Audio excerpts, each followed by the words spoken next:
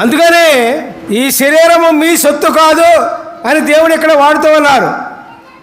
1 కొరింథీయులు 6:19-20 చూడండి. మీ దేహము దేవుని వల్ల మీకు అనుగ్రహింపబడి మీలోనున్న పరిశుద్ధాత్మకు ఆలయమై ఉన్నదని మీరు ఎరుగరా? మీరు మీ సొత్తు కాదు, విలువ పెట్టి కొనబడిన వారు కనుక మీ దేహముతో దేవుని మహిమపరచుడి. హల్లెలూయా, ప్రైజ్ ది లార్డ్.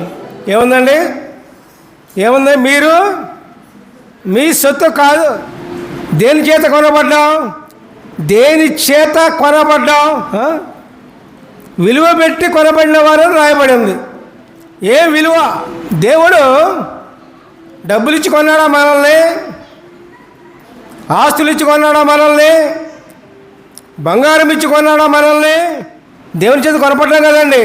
ఆయన పరిశుద్ధమైన శ్రేష్టమైన పాపము లేని నిర్దోషమైన రక్తము చేత మనము కొనబడ్డాం. హల్లెలూయా, ప్రైజ్ ది లార్డ్. అర్థమైందా? ఎంత విలువగల ఆయన రక్తం చేత మనం కొనబడ్డ మనల్ని కొన్నాడండి దేవుడు. ఎప్పుడైనా ఈ సంగతి ఆలోచించారా? అందుకని మీరు మీ సొత్తు కాదు అన్నారు. మీరు మీ సొత్తు కాదు అన్నారు.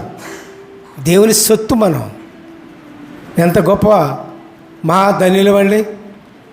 ఆయన పరిశుద్ధమైన రక్తం చేత కొనబడ్డ మనం ఎంత ధన్యులం ప్రియులారా. దేవునికి స్తోత్రం చేయండి. Hallelujah, praise the Lord, praise the Lord. అందుకని ఆ దేహంతో మనం ఏం చేయాలి? దేవుణ్ణి మహిమపరచాలి, దేవుణ్ణి ఘనపరచాలి, దేవుణ్ణి స్తుతించాలి, దేవుణ్ణి కొనియాడాలి పిల్లారా.